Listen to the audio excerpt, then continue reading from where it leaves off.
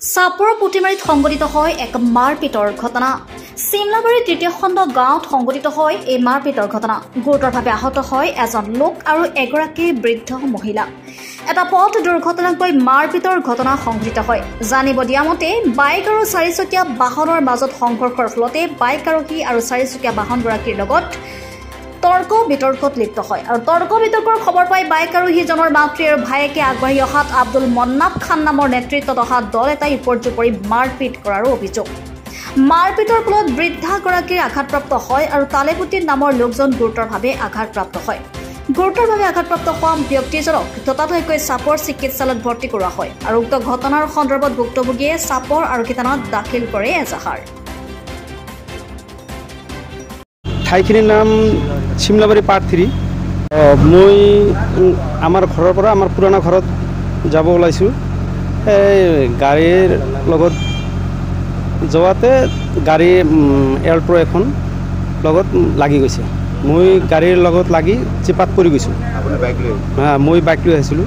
চেপাত পৰাৰ পিছত সি মানে একো নকৈ মই যে পৰি গৈছোঁ, পৰি যোৱাৰ পিছত মোক নুঠোৱাকৈ আৰু সিহঁতে কৈ আছে যে এই মোৰ গাড়ীখন বেয়া হৈছে, মোৰ জৰিমনা দিব লাগে। তাৰপিছত মই গাড়ীখন ফটো মাৰিছোঁ, যে ফটো মাৰি মই FIR কৰিম বুলি কৈছোঁ। কোৱাৰ পিছত সি মানে তাৰ ঘৰৰ আৰু ওচৰে পাঁজৰে মানুহ আছিল, সি ফোন কৰিছে। ফোন কৰাৰ পিছত সিহঁতে আহি কাজিয়া লগাই দিলে। কাজিয়া লগাৰ পিছত সিহঁতৰ মানুহ আহি মানে আমাৰ মা আৰু আমাৰ মানে খুৰাৰ ল'ৰা আহিছিল। খুৰাৰ ল'ৰা অহাৰ পিছত সিহঁতে আহি আমাৰ খুৰাৰ ল'ৰাকো মাৰিল। তাৰপিছত মোৰ মা আগুৱাই গৈছিল, যোৱাৰ পিছত মোৰ মাকো মানে মাৰিছে। এইটো মাৰিলে আব্দুল মন্নাফ খান।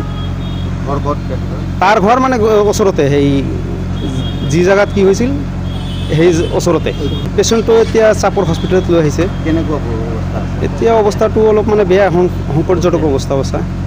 এতিয়া মানে তাৰ মাত বন বন্ধ হৈ গৈছে, চকুটুকু মিলা নাই।